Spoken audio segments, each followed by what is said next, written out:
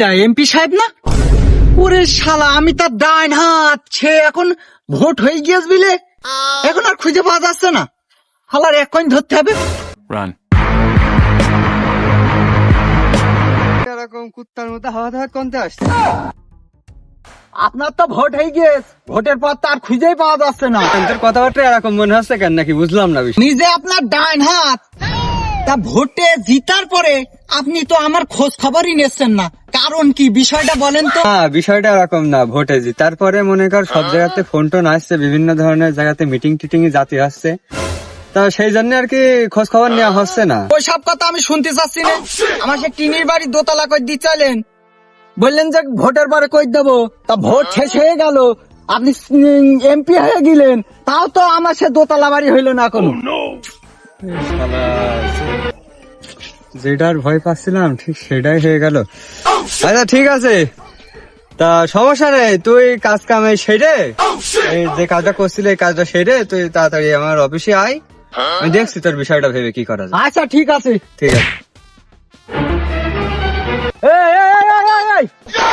জমি ভাবছি কার বলে? ওরে শালা, এ তোরও বাপের জমি আমারও বাপের জমি, এই জমি সমান ভাগে ভাগ হবে শালা। বলতে চাচ্ছিস কি সমান ভাগে ভাগ হবে মানে? এ শালা, সমান ভাগে ভাগ হবে মানে বুঝতে পারছিস না?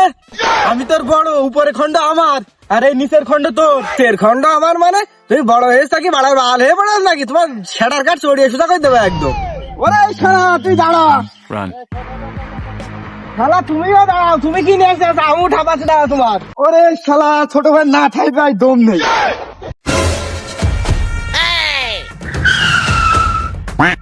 হাত দেখাই তো হবে না, ওরা একদম বাগান দেখাবো ভাই। নিয়ে যাচ্ছে হাঁপিয়ে, ছোট ভাই কপাল দেবো ছাপিয়ে।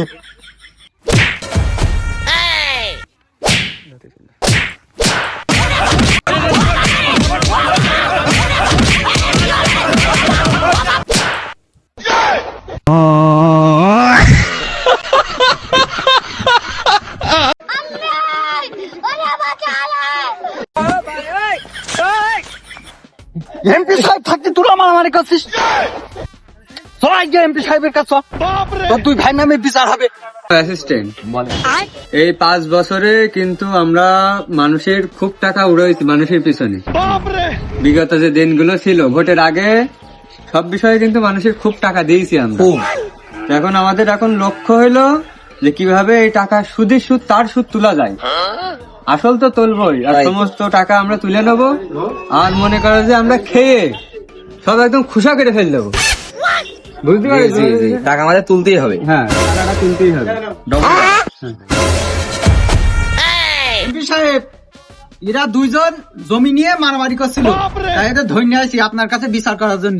আপনি এদের বিচার করেন। এই ভাই, আর अभी तो रुको, क्लाइमैक्स अभी बाकी। তুমি এদিকে এসো, তুমি এদিকে এসো। अच्छा ठीक है। সেইভাবে বিচার করো, টাকা পয়সা কাকে দিও, হাতে ভাগ করে দিও। 5 বছর যা উড়াইছি তার তুলতে হবে না? হ্যাঁ হ্যাঁ হ্যাঁ, তুলে নেবো সব। হ্যাঁ, কি দুজন কি আপন ভাই? আমরা আপন ভাই না, আমরা সুধীর ভাই। এই ছেলে, এমপি সাহেব বসে রয়েছে, তুমি ওইসব কথা বলছো?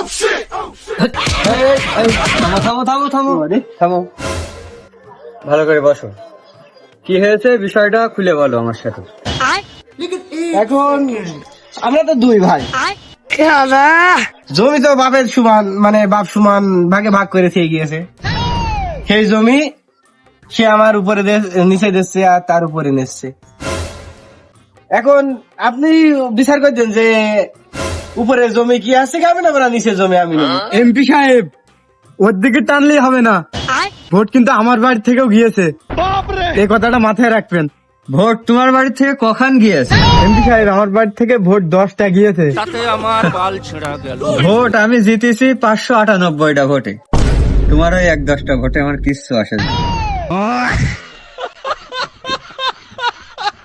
শোনো, अच्छा ওদের তো জমির ঝামেলা চলছে, ठीक है, ওই জমিটা আমার আন্ডারে রাখার চেষ্টা করো। समझ गया। আর ওই জমি আমি বেচে তোমাদের 30-60% তোমাদের দিয়ে দেওয়া হবে টাকা, আর বাকি 40% আমার কোষাগারে জমা হবে। তোমাদের কি আর কোনো অভিযোগ আছে? তুমি ওদের একটু বোঝাই বল। না এমপি সাহেব, আপনার পর আবার কথা বলবে মানে? আপনি যা বলেছেন তাই সঠিক।